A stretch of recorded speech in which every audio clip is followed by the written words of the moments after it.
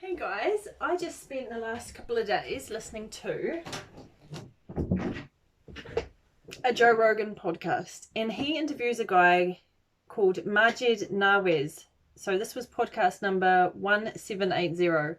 He is a very interesting chap. He was a former Islamist who has converted to a counter-extremist activist. So he's also a public speaker, the author of his autobiography, Radical, My Journey Out of Islamist Extremism. So Joe and Maajid discuss the potentially drastic implications that are looming for society. Topics include COVID-19, the definition of reality, military conflict, financial systems, and more. So this guy repeatedly says, I've got my receipts, and he does. He has done his homework. He has thought about a very broad range of aspects of all of which has been going on over the last couple of years, and prior to that he made a really interesting statement which really got me to thinking. I have to recommend this podcast, and I want to add some other important piece of missing information as well. So he said, when there's no such thing as truth, you can't define reality. When you can't define reality, the only thing that matters is power. Okay, so truth is very, very important.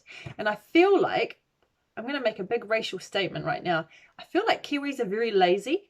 And we're just kind of going under this guise of kind of being diplomatic or whatever. But we don't, there's a laziness. And I certainly was never encouraged to have debate about certain topics, and I know some people already they're more inclined to in their personality or the way they've been trained through university, especially in the sciences, to ask questions and keep searching.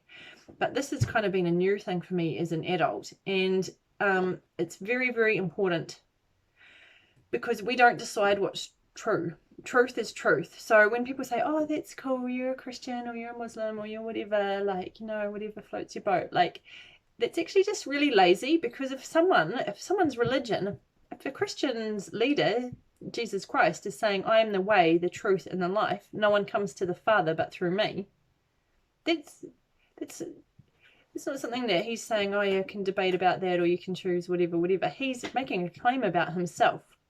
And if he's saying that he's the truth, then that's either true or it's not true. So that's why I want you guys to watch this and think about all the things that he says.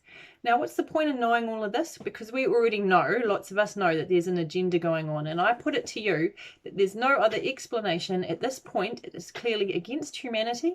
The oppression, the suffering that's been caused, the disease itself, which was a bioweapon and has killed people, including one of my own family members has died with a comorbidity of the COVID-19, and certainly the introduction of this nefarious death jab. All of these things are against humanity, and we can see now it's not about our health, it is about power. So how does that even work? And for me, the only explanation is that we have a real enemy, that is Satan. Okay, he hates us because we are made in the image and likeness of God, and we're the most precious thing in this universe. Us, humanity. Okay, and my encouragement to you with urgency is, we can gather all this information, but what's the point if we don't have hope? I think we can also see it's being demonstrated in New Zealand that we are no longer in a democracy. That was gone 2 years ago. They did not listen to the peaceful protesters who were camped at Parliament for 23 days, and then they demolished through there. The police went through brutally with the destruction of property, beating people even with broken hips. I saw footage of old men getting their faces punched by the police. Unnecessary, and it's disgusting. So what I'm saying to you, we can protest and do all those things, and we should peacefully, because we should be counted as righteous and we should stand against evil regimes. But I do not believe that we're going to overthrow it at this point. But I can tell you that the Lord Jesus will win in the end, and you want to be on his side. Now, this is an interesting thing you may not have thought of, but Jesus has already made his decision about you. Okay, you are precious to him, and he loves you. He demonstrated that with his death on the cross. So when he did that, he was saying, I love you that much. I've taken your place. If you believe in me, you can come directly to the throne of God. You will be forever his, and you will be saved.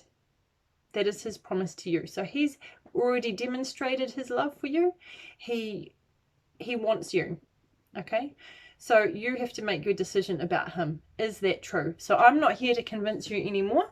That's up to you. I'm just here to warn you. This is the end. You need to find a Bible and you need to pray. You need to read that Bible and you need to search the truth for yourself. You won't have to look far because he's the good shepherd and I guarantee he's already looking for you and calling your name. So I hope you enjoyed the podcast, and I will add some links into the description of a couple of other places you can go for information. I follow a Bible prophecy teacher called JD Farag, and there's also another really great website which is called educatingourworld.com, and there are free books on there that have been written about eschatology, so the future events that have been foretold in the Bible. They're all free, because if you actually love God and you want to warn people, and you're being blessed in that way, of course you would make that information for free. So there you go. Seek the truth.